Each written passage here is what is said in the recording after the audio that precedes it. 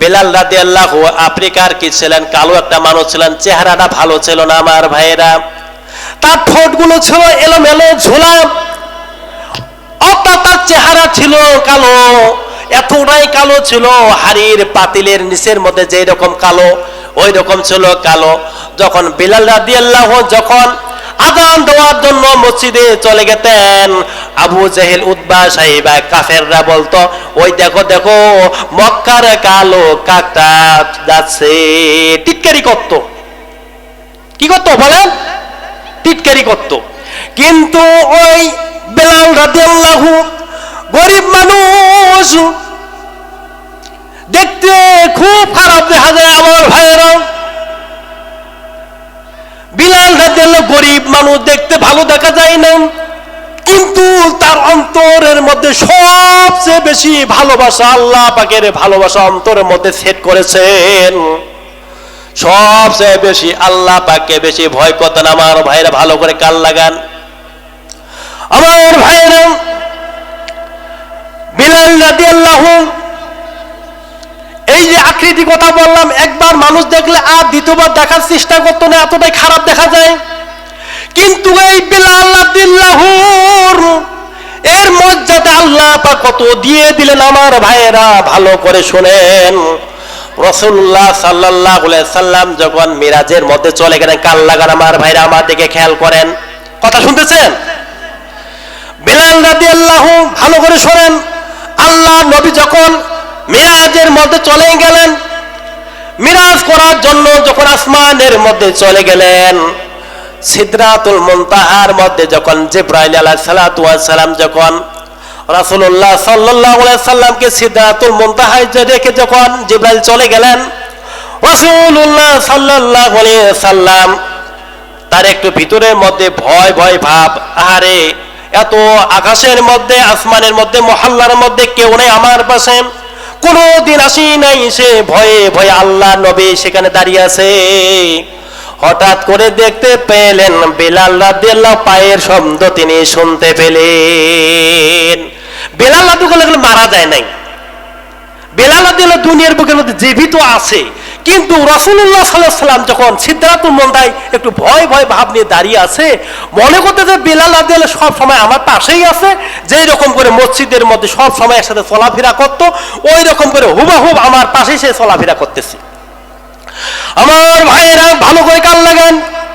আল্লাহর নবী, বিশ্ব নবী জনাবে মুহাম্মদুর রাসূলুল্লাহ সাল্লাল্লাহু আলাইহি সাল্লাম যখন মিরাজ সম্পন্ন করে আসলেন, আসার পর বেলালকে ডাকলেন, ও বেলাল, দুনিয়ার বুকের মধ্যে তুমি কি এমন আমল করো যা আমি সিদরাতুল মুনতাহার মধ্যে আমার পাশে তোমাকে দেখতে পেলাম, তোমার পায়ের শব্দ আমি দেখতে পেলাম, তুমি আমার পাশেই ছিলা। বেলাল রাদিয়াল্লাহু বলেন, হে আল্লাহর নবী, কি এমন আমল করি? সব আমলই তো আপনি জানেন। আল্লাহ নবী বললেন, না না, তুমি কি এমন গোপন আমল করো যার জন্য আল্লাহ পাক তোমাকে সেই সিদরাতুল মুনতাহায় সে মর্যাদা দিয়েছেন? বেলাল রাদিয়াল্লাহু বললেন, হে আল্লাহর নবী, আপনার কাছে কোনো গোপন করব না, আমি সব সময় নামাজ কালাম আপনি যেরকম করে ইবাদত বন্দেগী করেন, আমি শুধু ওই রকম করে ইবাদত বন্দেগী করি, কিন্তু পার্সোনাল আমি শুধু একটাই আমল করি, গোপন আমল করি। আমার যখনই উযু ছুটে যায়, উযু করার পর আল্লাহকে রাজি খুশি করার জন্য আমি 2 রাকাত তাহিয়াতুল উযু নামাজ আদায় করে নেই। আমার ভাইরা, আল্লাহর রাসূল বললেন, হে বিলাল, খবরদার খবরদার, তুমি এখন জীবিত আছো, কিন্তু সিদরাতুল মুনতাহার মধ্যে আল্লাহ পাক তোমাকে এত সম্মান দিয়েছে, হে বিলাল, খবরদার মৃত্যু আগ পর্যন্ত তুমি কখনো এই আমল তুমি ছেড়ে দিবে না। আমার ভাইরা ভালো করে শোনেন, বিলাল রাদিয়াল্লাহু কেমন আল্লাহকে ভয় করতেন। আল্লাহ পাক বিলাল রাদিয়াল্লাহুর প্রতি এতটাই খুশি হয়েছেন, ভালো করে কান লাগান। বিলাল রাদিয়াল্লাহু ছিলেন মসজিদের নববীর মুয়াজ্জিন। আল্লাহর নবী বিশ্ব নবী নিজেই স্বয়ং বিলাল রাদিয়াল্লাহুকে মুয়াজ্জিন সেট করেছেন।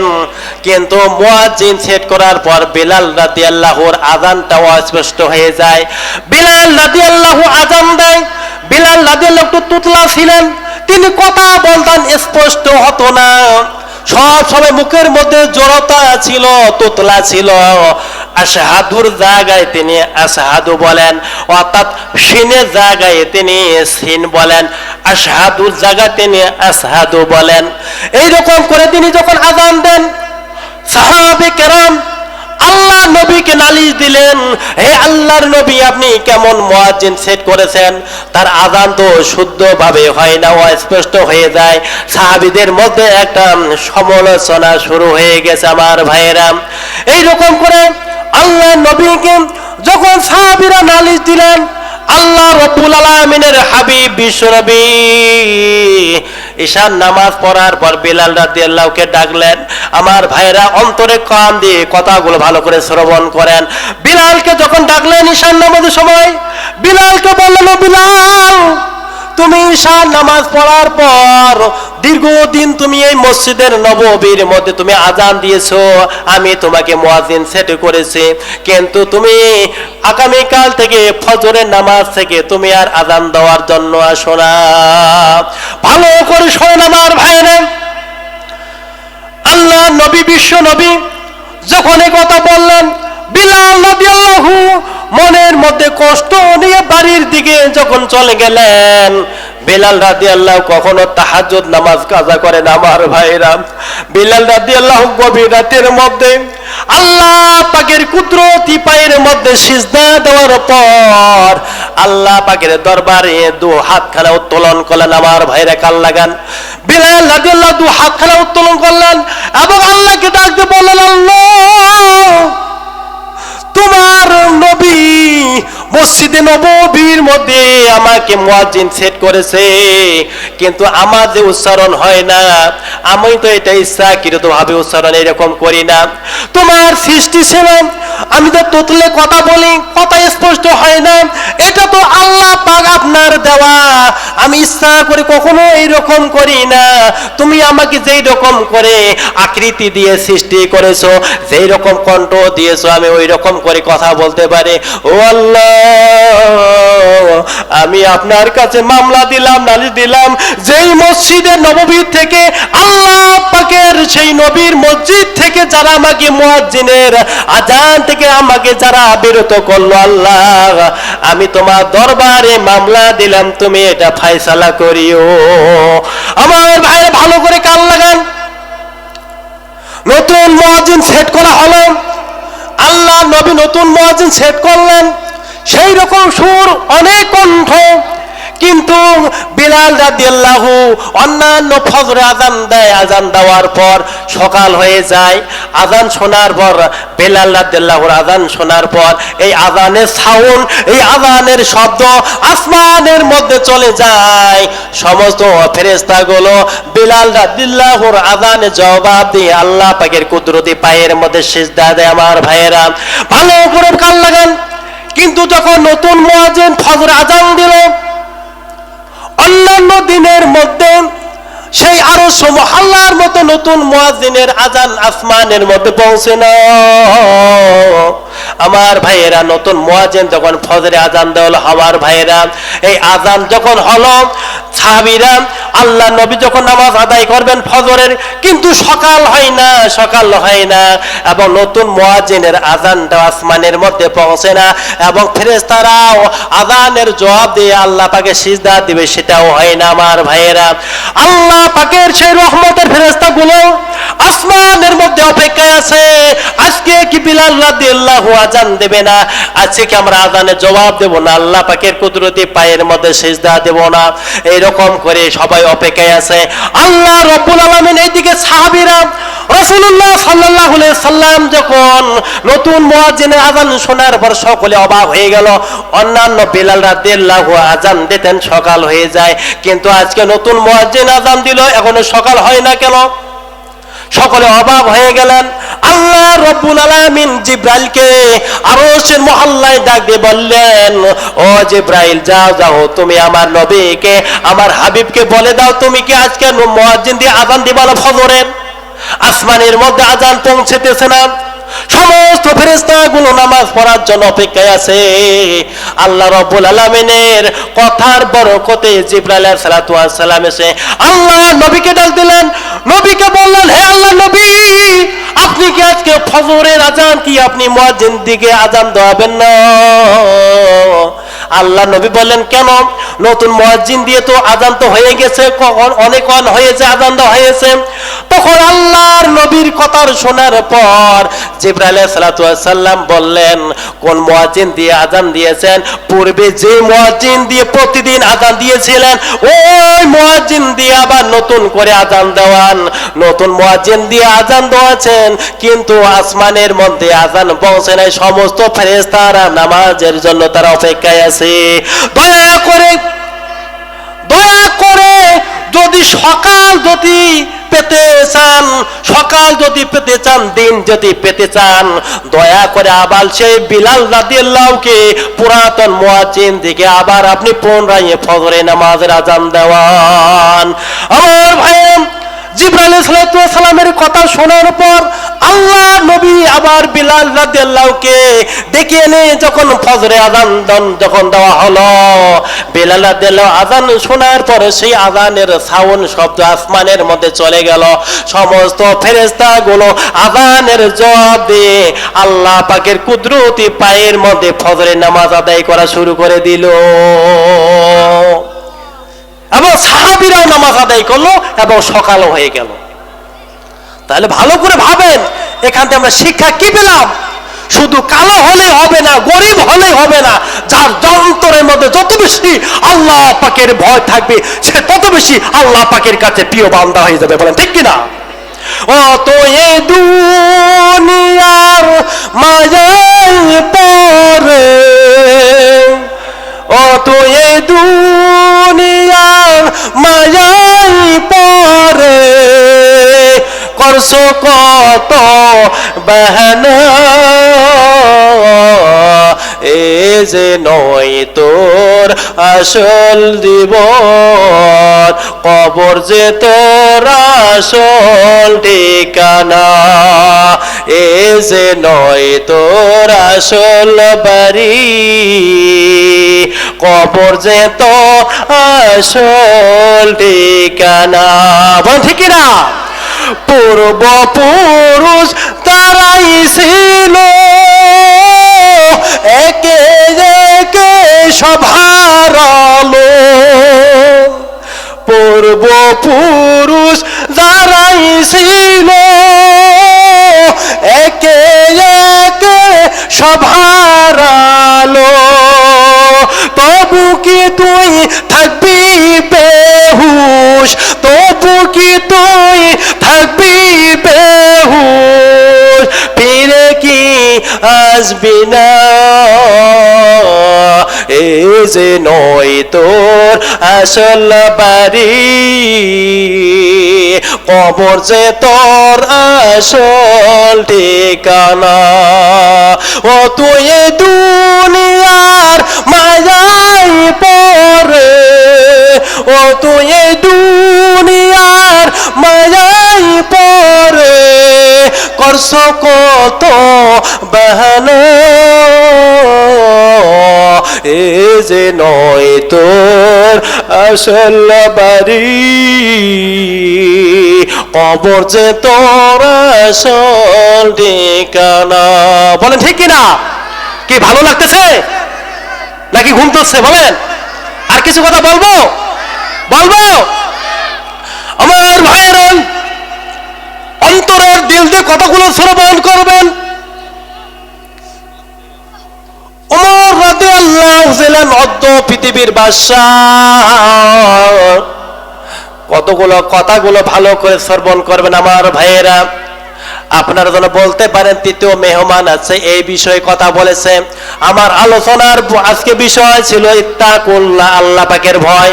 আমার ভাইয়েরা, ওমর রাদিয়াল্লাহু আনহু পৃথিবীর বাদশা ছিলেন। গোটা বিশ্বকে তিনি শাসন করতেন। ওমর রাদিয়াল্লাহু কেমন আল্লাহকে ভয় করতেন আমার ভাইয়েরা, ভালো করে কথাগুলো শ্রবণ করবেন। ওমর রাদিয়াল্লাহু এই তার এলাকার মধ্যে, রাজ্যের মধ্যে মানুষগুলো কি খেতেন না খেতেন, কোন কোন অবস্থায় মানুষগুলো আছে, জনগণ কোন অবস্থায় আছে আমার ভাইয়েরা, এটা দেখার জন্য তিনি ছদ্মবেশে সাধারণ গরিব মানুষের পোশাক পরে তিনি রাতের মধ্যে দিনের মধ্যে তিনি বিভিন্ন জায়গার মধ্যে ঘোরাফেরা করতেন আমার ভাইরা। কাল লাগান ওমর রাদিয়াল্লাহু ছিলেন কি অর্ধ পৃথিবীর বাদশা, কিন্তু তার চরিত্র দেখেন আমাদের বাংলাদেশের মতো চরিত্র না প্রধানমন্ত্রীর। কথা কি বুঝতেছেন? যারা আল্লাহ পাককে ভয় করবে তারা সর্বহালতে তাদের দায়িত্বকে সঠিকভাবে পালন করবে। বলেন ঠিক না? ওমর রাদিয়াল্লাহু যখন গভীর রাতের মধ্যে চলাফেরা করতেছেন, আমার এলাকার আমার দেশের জনগণ কোন অবস্থায় আছে এটা দেখার জন্য, কেননা আমি ভালো ভালো খাবো, আমি ভালো ভালো চলাফেরা করব, আমার জনগণ এলাকার মধ্যে কষ্টে থাকবে। আল্লাহ রাব্বুল আলামিন যদি কিয়ামতের ময়দানে দিয়ে আমার হিসাব নাই, ও ওমর তোমাকে অর্ধ পৃথিবীর বাদশা বানিয়ে দিয়েছি, কিন্তু তোমার রাজ্যের মধ্যে অনেক মানুষ না খেয়েছিল, কষ্টেই ছিল, এই হিসাব আল্লাহ পাকের কাছে কিয়ামতে দেওয়া লাগবে। এই ভয়ের মধ্যে, এই ভয় ধারণ করে তিনি রাতের মধ্যে, গভীর রাতের মধ্যে সাধারণ মানুষ নিয়ে চলাফেরা করতেন। ও আমার ভাইরা ভালো করে কথাগুলো শ্রবণ করেন।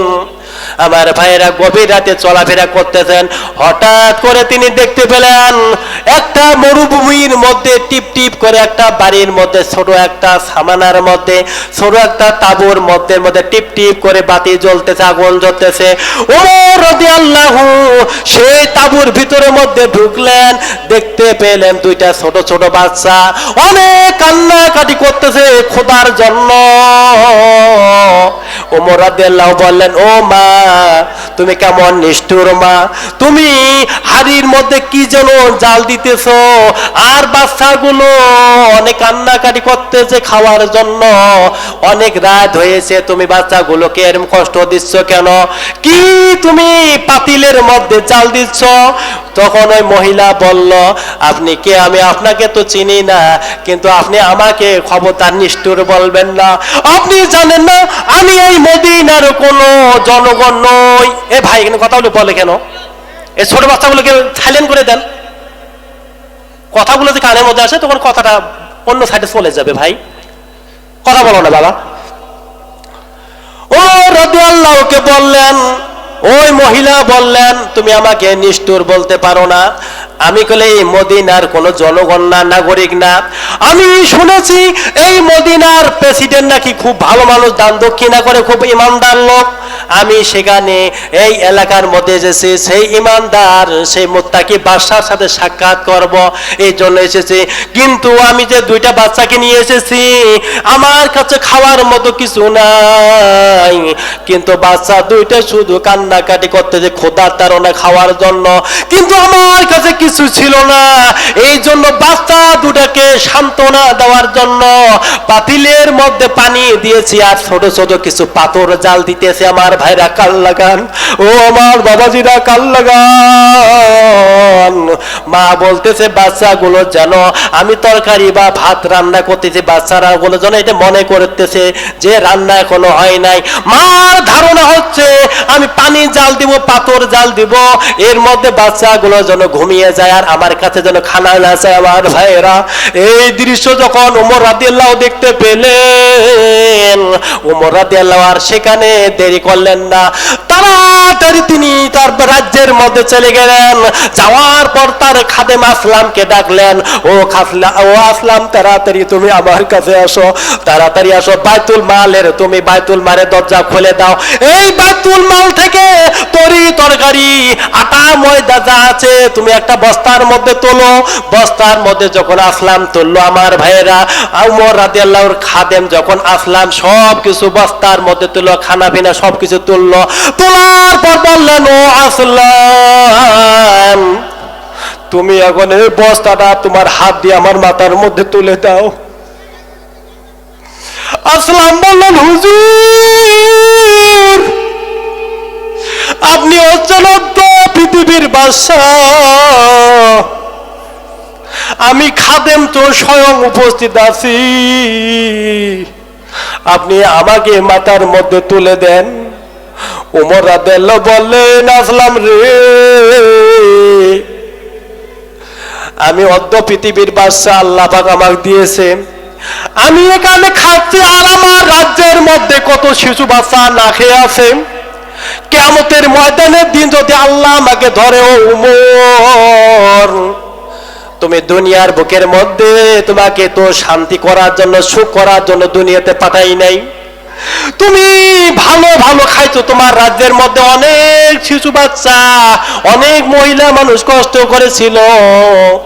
ও আসলাম খবরদার, তুমি বস্তা মাথার মধ্যে নিয়ে নাও, তোমার হাত দিয়ে আমার মাথার মধ্যে বস্তা তুলে দাও। উমর রাদিয়াল্লাহু নিজের মাথার মধ্যে বস্তা তুলে নিয়ে খুব তাড়াতাড়ি করে সেই মহিলার বাড়িতে চলে গেল। আমার ভাইয়েরা যাওয়ার পর বললেন, মা এই যে আটা তরি তরকারি, এই আটাগুলো তুমি রুটি বানাও।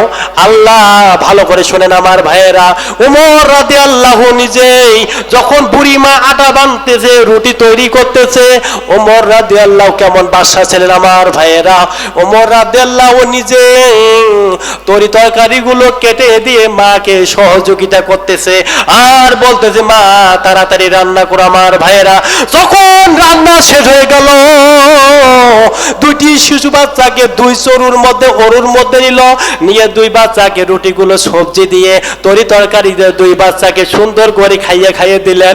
ও আমার বাবাদিরা ভালো করে শোনেন, যখন এইরকম করে খানাগুলো খাইয়ে দিচ্ছে বাচ্চাদেরকে, উমর রাদিয়াল্লাহু এই দৃশ্য দেখার পরে, কষ্ট দেখার পর উমর রাদিয়াল্লাহুর চোখ দিয়ে দগদগ করে পানিগুলো তারি মুবারক ভিজে জমিনের মধ্যে পড়তেছে। হঠাৎ করে ভাই